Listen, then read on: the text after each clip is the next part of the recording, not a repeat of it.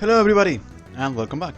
Last time we explored the 4 towers of Mars Lighthouse and we lit all the flames and created the path towards the heaven. This time we're going to head for the Great Eastern Sea and tackle the first optional dungeon. So let's actually get out of here.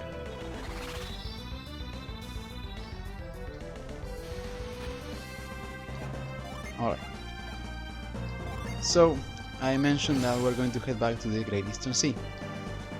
And out of the 4 optional dungeons remaining, we have 3 of them here. And the first one is actually in the Yampi Desert. But before that, I want to quickly head to Alafra.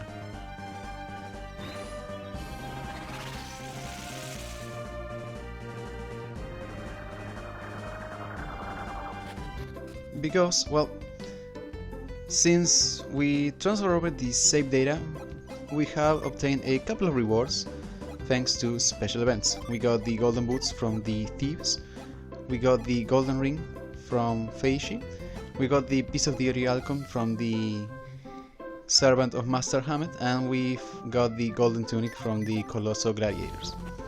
However, there is one other optional event related to possibly the toughest side event in the original Golden Sun. And by that I mean reaching Crossbone Isle, completing it, and taking out Deadbeard. So what do we get for doing arguably the toughest side quest in the original Golden Sun? Well, you're about to see. Legends say that Crossbone Isle could be found in the middle of the Caragol Sea. Ah, Crossbone Isle! Wait, did you say could? Is it not there anymore or something? Well, it is still there, but there's no point in going. Someone named Isaac picked it clean. What? He took all the treasure? Yeah, and apparently he even defeated the ancient ghost pirate protecting it. What about the stories that if you beat the ghost pirate, you would become the leader of all pirates? Well, you see, that means that Isaac is our leader now. Wow, just like that? I'll bet he's pretty tough. No doubt, but you know, he must be a reliable guy too. You think? You have to be, to beat that ghost. That is why we're looking for him now, remember? If he's looking for a pirate crew, he can count me in. And that's it. That is all we get. Also, you can pretty much get that cutscene, I believe, as soon as you finish everything regarding Briggs in Alafra. And even though we have Isaac with us, there's no real difference. So if you have him on your party or not, the small cutscene is pretty much the same. So it's a bit of a shame, honestly. For doing the toughest side quest in the first game, you get nothing. But anyways, not what I was meaning to do. Let's actually head for the Yampi Desert. Because yeah, surprisingly enough, there's actually a complete section of the desert that we never explored. And in order to get there, well, first off we have to... I'm going to quickly set up a shortcut for sand, because we will be using it quite a lot.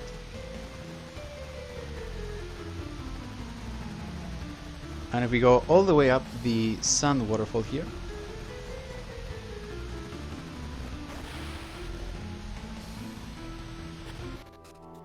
here we are at the Yampi Desert Cave. And we got some water left. So this particular section, up until the teleport seal, we could have explored as soon as we completed Gaia Rock, but coming all the way only for a water of life felt meaningless. But now that we have teleport, we can actually explore the far more important section of the Yampi Desert Cave.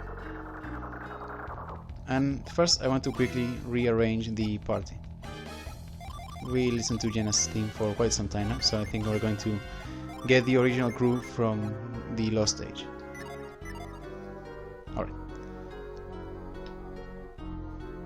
So out of the 3 optional dungeons, I would say that this is, out of the 3 optional dungeons in the Great Eastern Sea, this is probably the longest, but it is not necessarily that tough. But anyways, I'll get to that in a moment.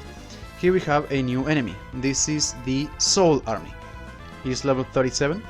It has 356 HP, 54 synergy, 508 attack, 207 defense, 156 agility, and 26 luck. It has a Venus resistance of 72, a Mars resistance of 100, a Jupiter resistance of 25, and a Mercury resistance of 152. And it has a Jupiter elemental power of 95. It normally yields 586 experience points, which then become 761 if we finish it off with a Jupiter Gene. It drops 299 coins, which then become 388, and there is a 1 in 128 chances that then become a 1 in 32 that it will drop the Mithril Silver material. So a extremely valuable item, and we do have an RNG for it that I'll show at the end of the video. As for its commands, it has the basic attack, the Pike Assault, Monster Skill, the Destruct Ray, and Tempest synergies. So yeah, farming the Mithril Silver is something that you can absolutely do here, and I really advise that you do it, because most of the equipment from the Mithril Silver is excellent if you're going for an Unleash setup. But anyways, right here, we're going to be ignoring that door for now, because first we have to go through here. And as you may have guessed, we will be using the Sand synergy quite a lot.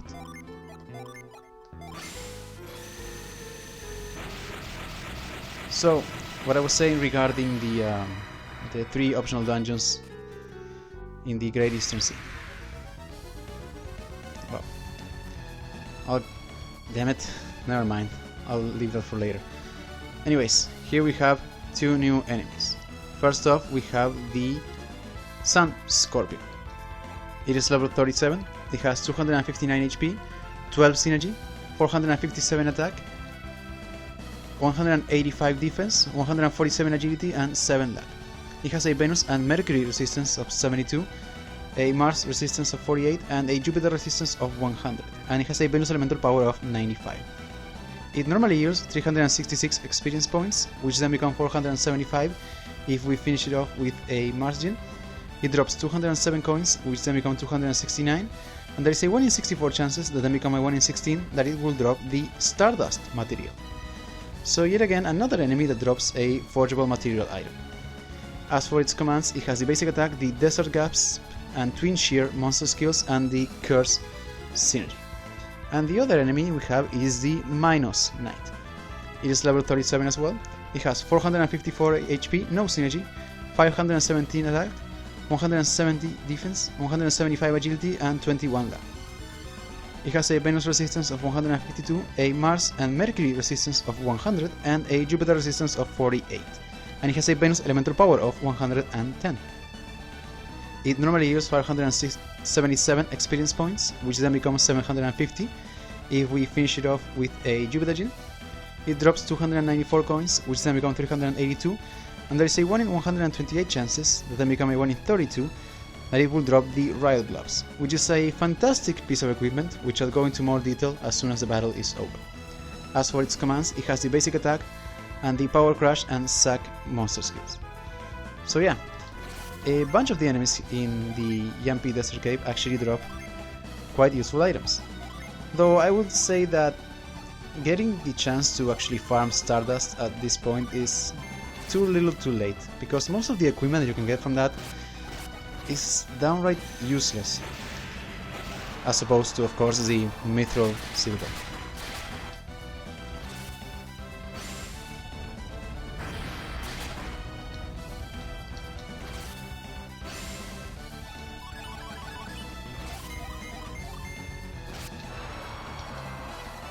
Alright, Felix Lovely. Okay, so let's quickly go over the Riot Gloves.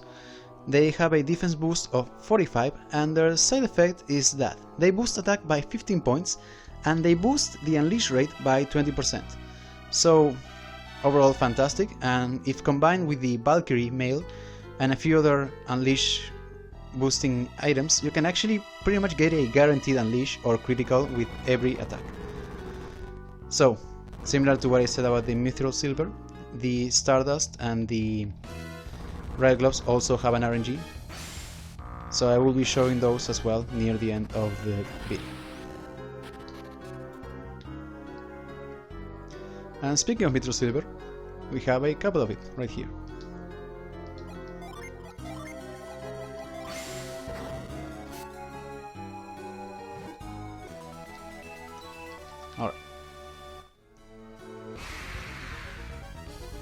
Alright, there we have another new enemy. This is a winged lizard. It is level 37. It has 337 HP, no synergy, 452 attack, 160 defense, 202 agility and 9 luck. It has a Venus elemental resistance of 127, a Mars resistance of 48, a Jupiter resistance of 7 and a Mercury resistance of 72. And it has a Mars elemental power of 95 and a Jupiter elemental power of 110. It normally yields 467 experience points, which then becomes 607 if we finish it off with a Jupiter gem. It drops 212 coins, which then become 275.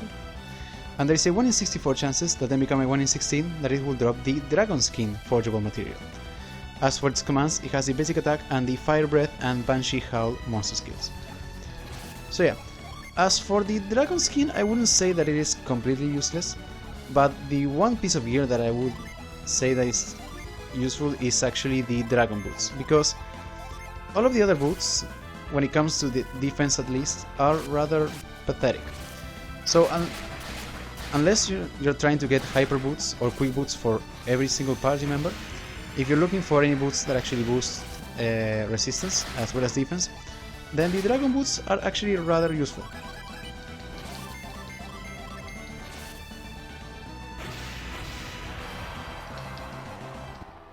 Anyways, there we go. Wrong way.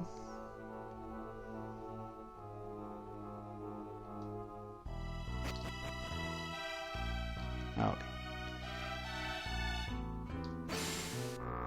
And the one thing that I do kind of dislike about the Yampy Desert Cave is that there's a little bit of backtracking. For example, now that we move the stamp to the proper place, we have to head all the way back in order to get across. But I'll leave that for later. Here we have another new enemy. This is a Fire Dragon. It is level 37. It has 648 HP, 40 synergy, 513 attack, 178 defense, 166 agility and 35 luck. It has a Venus and Jupiter resistance of 100, a Mars resistance of 175 and a Mercury resistance of 25. And it has a Mars elemental power of 150. It normally yields 641 experience points, which then become 833 if we finish it off with a Mercury gem. It drops 354 coins, which then become 460, and there is a 1 in 128 chances that then become a 1 in 32 that they will drop the Atropos Rod, which is the other weapon named after a Sister of Fate.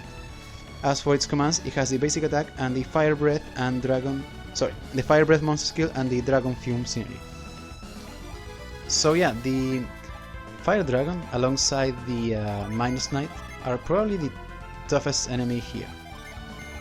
And they are rather sturdy, though they do drop a rather useful weapon.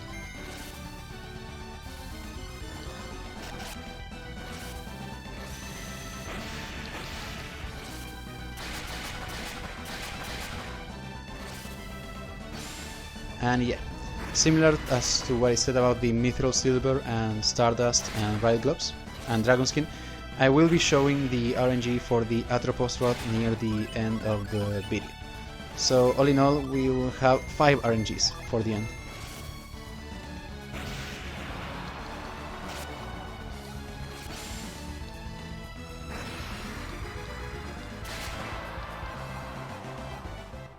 Alright, so let's quickly go over the Atropos Rod, shall we?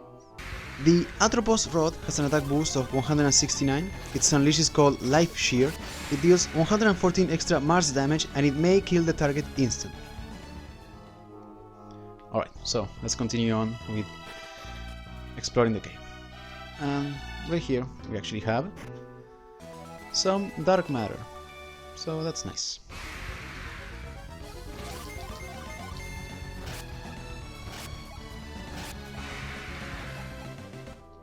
So can I actually get back to the point that I have been trying to discuss for a while now? So out of the 3 endgame optional dungeons in the Great Eastern Sea, the Yampi Desert Cave is, I would say, easily the longest one, or the one that requires the more exploration, because one of them is, I don't think it's really fair to call it a dungeon, honestly. You'll see why later, and I just did a completely unnecessary move. But anyways. But yeah. One of them, there's hardly any exploring to do. And the other one is actually Treasure Isle. Wait, what am I doing? Yeah, the other is Treasure Isle, which we will explore last, actually. Even though it is technically the one that you can explore first, as soon as you get the reunion event, because you don't really need the teleport synergy to explore Treasure Isle. Okay, now I'm doing it right, sorry.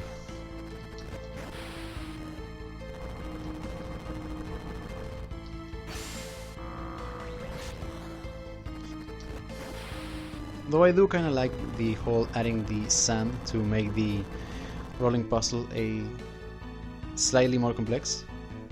But yeah. Anyways, right here. Let's quickly clear out the way. And you may have noticed that there seems to be something under the sand. But for now we can't get to it.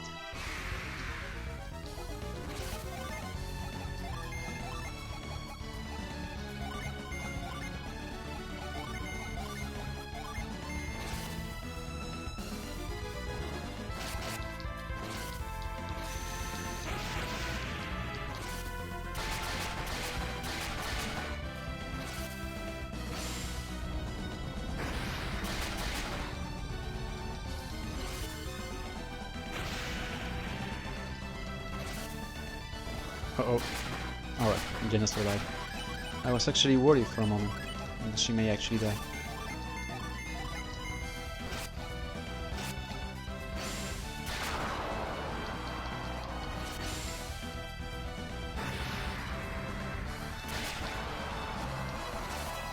Alright, Pious level up and learn Pure Play.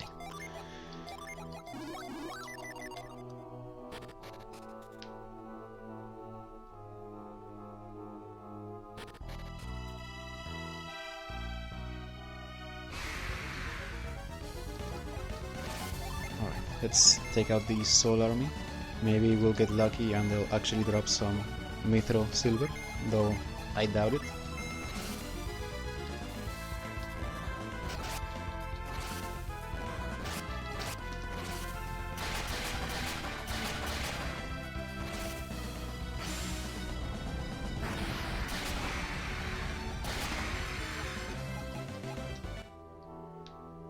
Anyways, here we have a chest that contains another piece of the Orialcon. So yeah, the Yampi Desert Cave has really a ton of cool treasure to find.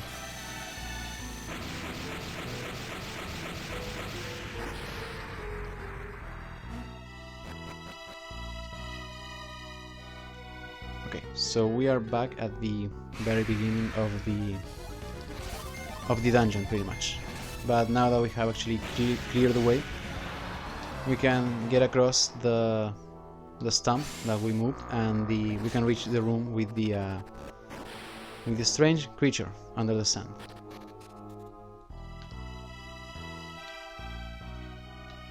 I believe it's right here. Yeah, there we are.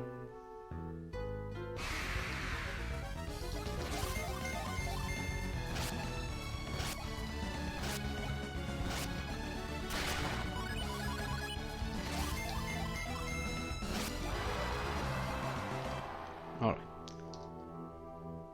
so I'm going to quickly set up a shortcut for Scoop, and I actually do want to change the party around a bit.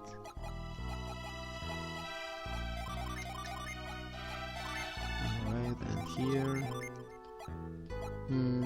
yeah. Actually, wait. There we go. That should do it. So before you use Scoop on the enemy here, be prepared. Come on. There we go. Because it is a Jinn, and it is hostile. Anyways, here we have Crystal. It is level 36, it has 990 HP, 94 synergy, 309 attack, 97 defense, 280 agility, and 33 luck. Its elemental stats are the same as any other Venus Jinn. It normally yields 1211 experience points, which then become 1574 if we finish it off with a Jupiter Jinn. It drops 764 coins, which then become 993. And as for its commands, it has the basic attack, the Wild Growth, Nettle, Stone Spire, Thorny Grave, and Grand Gaia synergies, and of course the Flee command. Alright, so since I do want to get the EXP and coin boost on this one, we're going to be doing a bit of a different... Actually no, we're going to be doing pretty much the same tactic that we use on the Jinn. Let's have Isaac use Petra on it.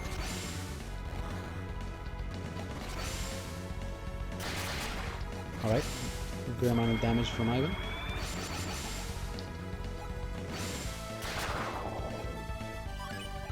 He was actually faster than Sheva. Huh. Alright, Jaina will do nothing pretty much in this turn. Let's use Squall and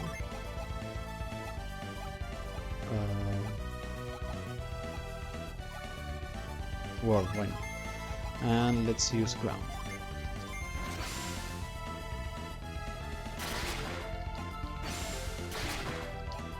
Alright, there we go.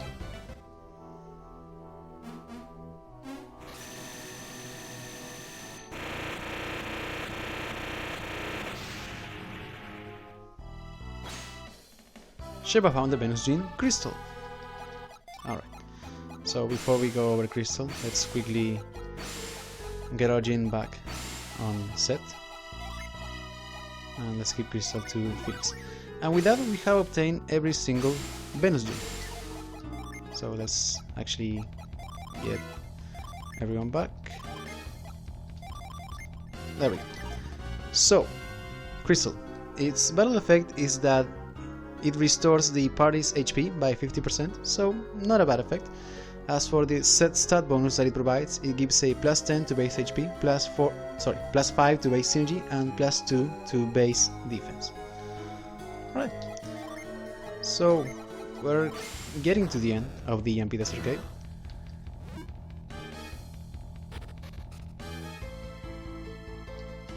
Though unfortunately there's still a little bit more backtracking, because we do need to get to the room with the stump.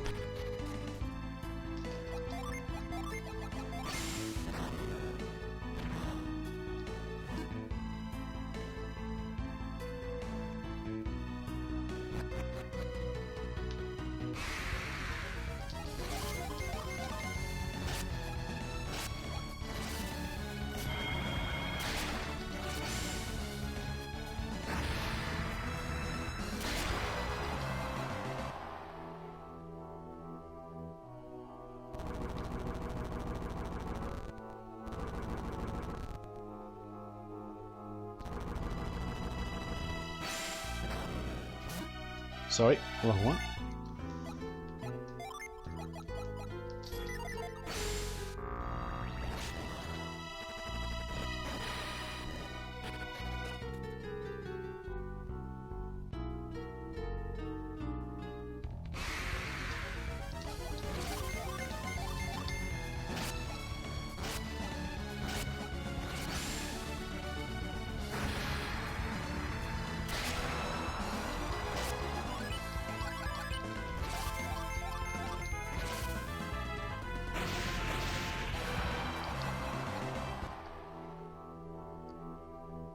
Alright,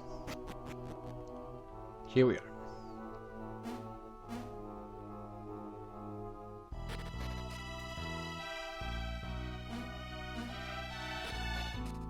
Okay, here we are. and as you can see at the very top of the screen, we have an enemy there. So be prepared before you step any further.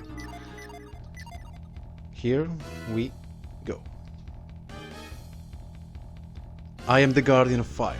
If you want my power, prove yourself in my crucible of flame. Okay, here we have the first optional boss. This is Balukar. He is level 47. He has 12,960 HP, no synergy, 550 attack, 175 defense, 206 agility and 46 luck. He has a Venus and Jupiter resistance of 100, a Mars resistance of 175 and a Mercury resistance of 60. And he has a Venus and Jupiter elemental power of 95, a Mars elemental power of 105 and a Mercury elemental power of 85. He normally drops 8,702 experience points, which then become 11,132 if we finish him off with a Mercury gene. He drops 4,980 coins, which then becomes 6,474, and he doesn't drop any item whatsoever. As for its commands, he has the basic attack, the Stun Jeep monster skill, which is a Venus based attack with a 1.6 multiplier that may inflict stun, the Gene Stun monster skill, which changes one set gene to standby mode and actually affects the entire party, and the Crucible monster skill, which performs a summon with the party's standby gene, and of course it also affects the entire party. So yeah, the Gene Stun monster skill alongside the Crucible is what constitutes the main gimmick for the Balukar fight. And I do have to say that out of all the optional bosses, he probably has my favorite gimmick.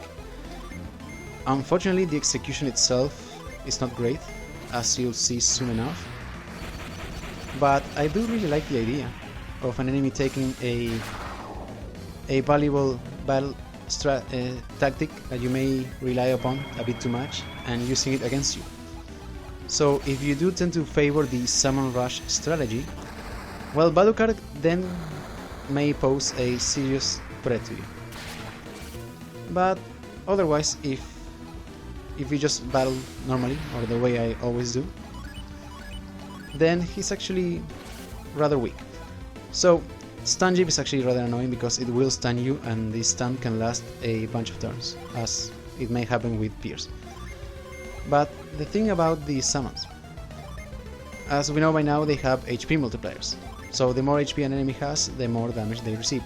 But our HP is nothing compared to his, so if we actually use the summons before he does, which isn't really that hard since he's not that fast, he takes far more damage than we can, even if we let him summon first. So even if he actually got to use Megaira before Felix, he will only deal about 50 to 100 damage, which is nothing compared to 300.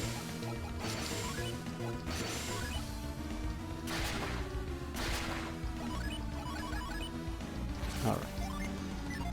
Can I do something to heal? Yeah, let's use Salt to get back Pierce. And let's heal just to be safe and actually use High Impact. I'm going to try and see if I can get the XP and coin boost drop on him. But I am not making any promises, because I may completely mess it up.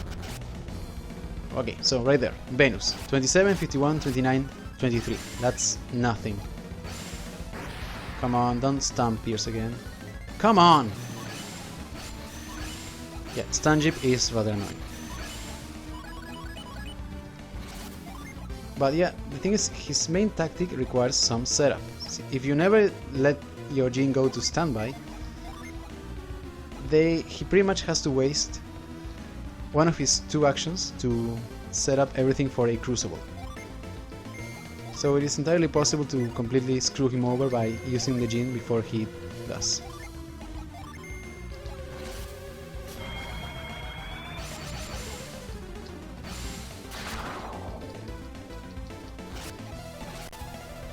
Alright, now we have Gene Stun.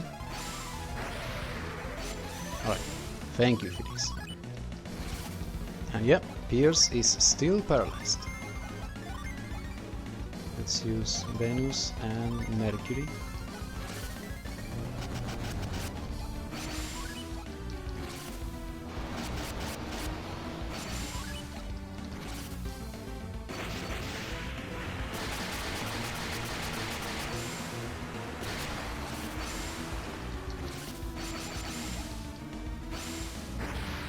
Oh, look at that! We actually got the side effect of Megaira. I completely missed that.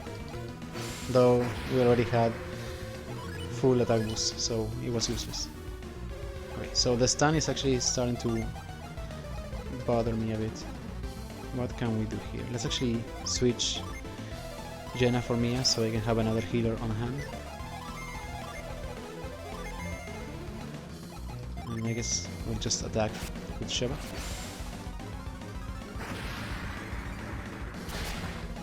Alright, so 1000 damage. Jesus.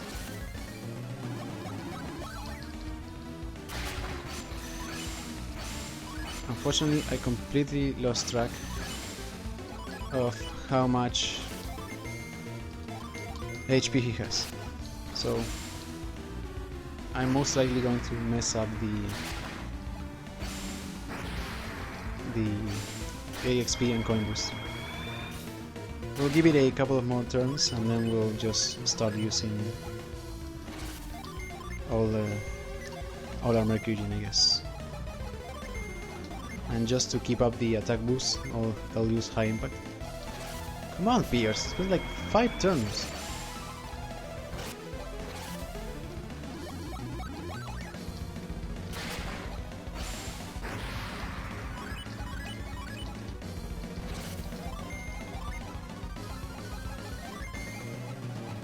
Alright, Pierce is back, nice. And let's actually... let's use shield, why not?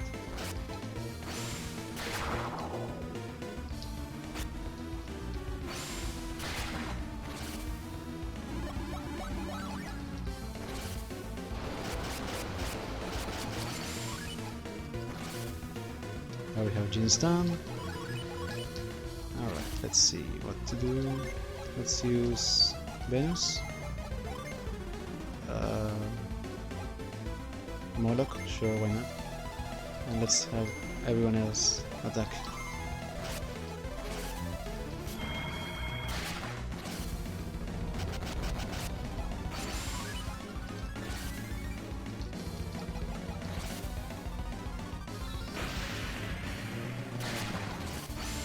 So Moloch dealt almost 1400, that's insane. And it actually dropped his agility. And that's actually the thing. Since Balukar pretty much forces you to use your summons, all the elemental power boosts you get stacks. So even your basic attack deal insane amount of damage. Which I guess he can take because he has, I believe, the second or third highest amount of HP in the game. But even then, this fight almost seems unfair to him. I don't know, maybe if he had his own version of the summons, so even his level 1 Venus summon was actually very strong, then maybe he could have been a quite tougher opponent. But as he is right now, he's easily the weakest out of the 4 optional bosses.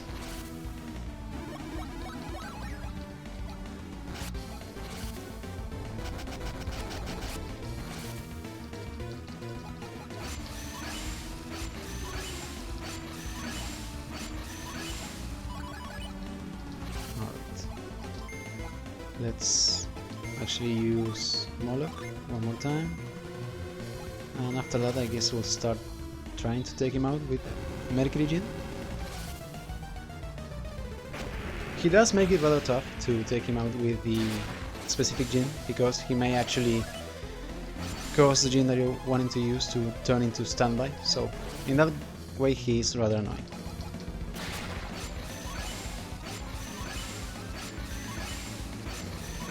So let's heal Sheva with Felix. And then Mia and Pierce can start attacking, I guess. missed. You can just defend, and let's use chill.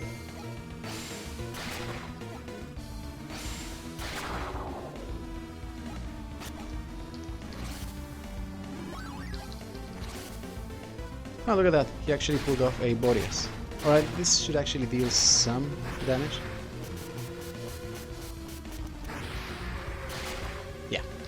Yeah, it's not bad, but I mean, it was rather annoying for Felix, but for everyone else it was okay. Nothing too threatening.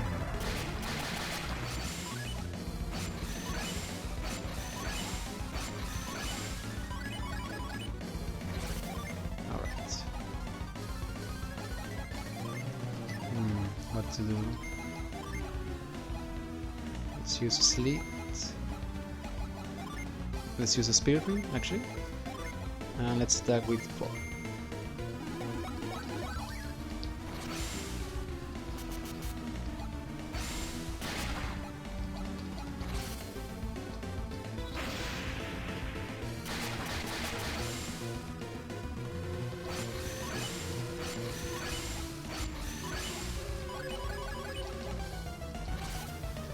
Alright.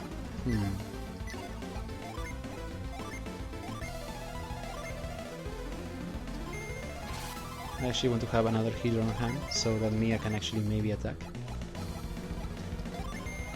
And just to be safe, let's use High Impact, and let's use Sour on it.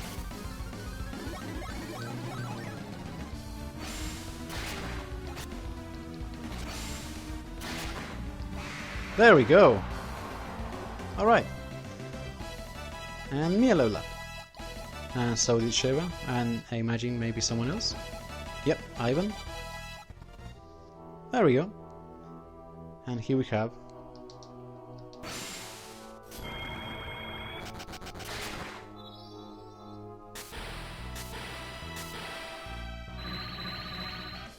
Felix can now summon Daedalus.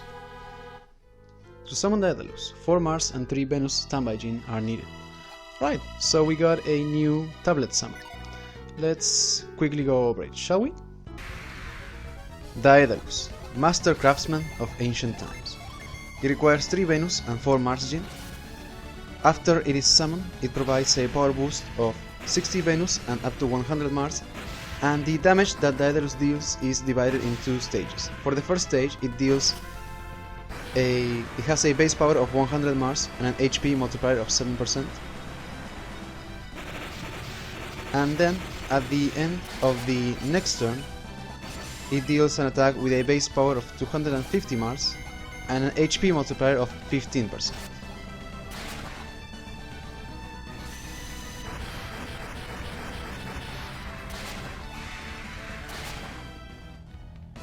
Alright, so we pretty much explored everything in the Yampi Desert Cave. All that's really left is to go over the 5 RNGs. So I think we'll do that, and that'll be all for now. Alright, so let's get started with the series of RNGs. The first ones are going to be the forgeable materials, and this one is going to be the Stardust RNG. I already reset the game, and I do know for a fact that the next random encounter should be useful. Let's see, come on. There we go, 2 Sand Scorpions. And I do want to point out one thing. We have been rather lucky with the RNGs, in the sense that we have been getting 2 copies of the same enemy that actually dropped the item. However, that is not necessary in order for the RNG to work. If, say, we only encounter 1 Sand Scorpion and 1 other different enemy, even then the RNG could still work, assuming of course that that other enemy 1 can actually survive until the second turn, and 2 is not so fast that it actually goes before us on the second turn. Assuming that those 2 conditions are met, then the RNG should work. Alright, and this one is pretty much identical to the ones that we have been doing so far, with a minor difference. So for Felix it's Clay Spire, Aura for Jenna, Stormray for Sheppa, and instead of Tundra, we'll be using Frost.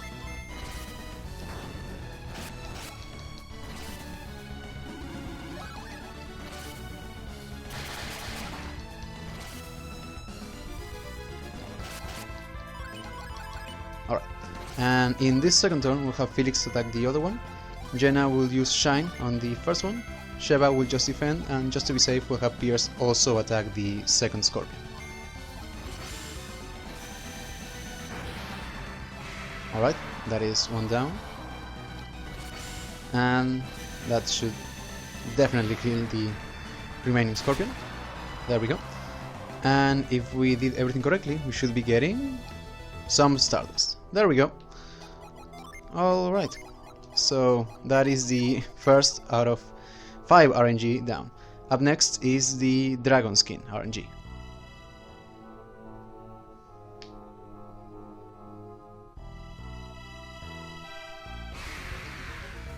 Alright, there we are. 2 winged lizards, and of course we get to go first.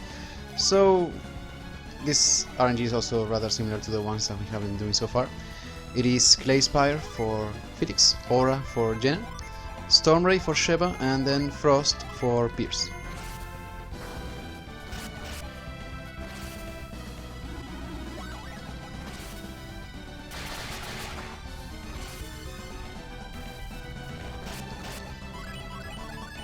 Alright, and for this turn we'll have Felix attack the other winged lizard, Jenna can just defend, we'll use Whirl on the first one, and just to be safe we'll have Pierce attack the other one. Whirl should be more than enough to take out the first winged lizard. There we go. And now Felix can just take out the other one. And if we did everything correctly, we should be getting some Dragon Skin. Nice. Alright, so that is another RNG down. Up next we have the Mithril Silver RNG.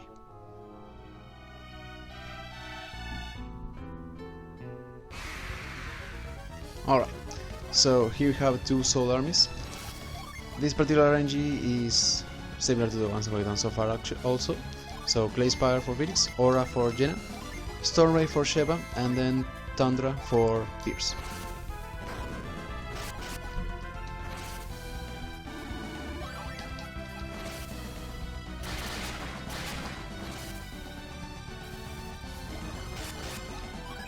Alright. So in this turn I'll have Felix attack the other one, I'll have Jenna defend.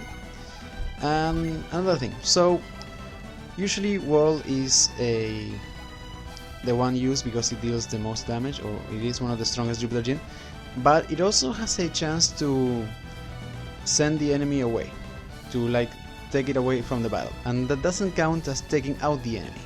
And in trying the RNG I accidentally got that effect out of Whirl, so just to be safe I will be using Whiz, because its only real effect is that it may poison the enemy, but the Soul Army is not even gonna survive the attack, so there should be no problem. And let's have Pierce attack the other Soul Army. There we go. And just to be extra safe, let's finish him off with Megiddo. Alright, so if we did everything correctly, we should be getting some Mithril Silver. Alright. Nice, we got one of the best forging materials in the game. So that is all the RNGs for the forgeable materials. Up next we have the RNG for the Riot Gloves. Alright, so up next is the Riot Gloves RNG, and I was actually having a little bit of trouble with this one, because, well, the enemy that drops the Riot Gloves, the Minus Knight, is rather sturdy, and it is weak to Jupiter, meaning that I needed Sheva to take him out. But she wasn't actually strong enough, so I had to mess with the inventory a bit, and I actually managed to pull off the RNG. What I did is that I gave her the feathered robe that Ivan was wearing, as well as the Nebula one from Mia, because even though it is actually a Mercury weapon, or at least the Unleash is, it has a higher attack boost than the Meditation Rod that Sheva was carrying. So with that, it was just barely enough, but I did manage to pull off the RNG. If you find that you cannot take out the Minus Knight on the second turn, you may want to level up a bit more. But anyways, so again it's Clay Spire for Felix, Aura for Jenna, Storm Ray for Sheva, and this time it's actually back to Tundra for Pierce.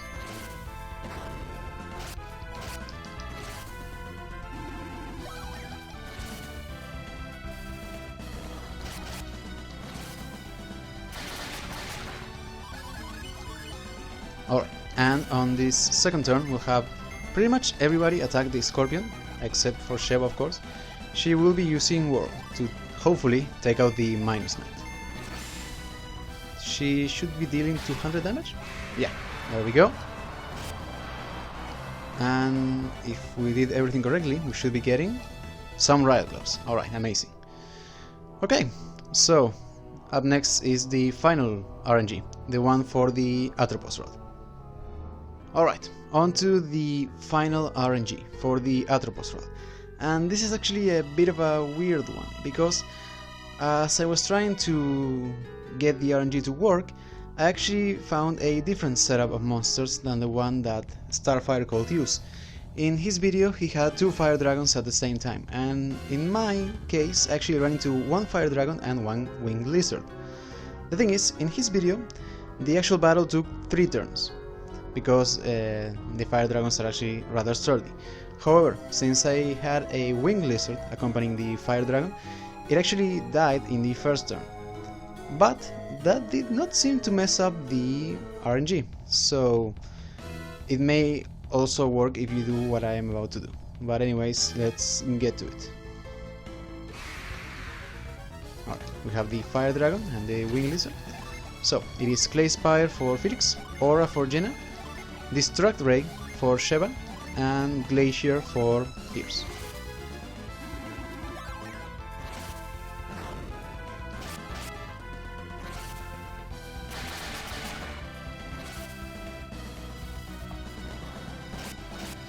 And right there, as you can see, the Winged Lizard did not survive that.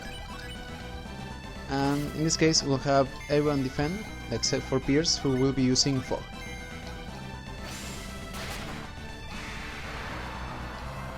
And there we have it, the Atropos Rod. So yeah, it is actually rather different, but it does seem to work nonetheless.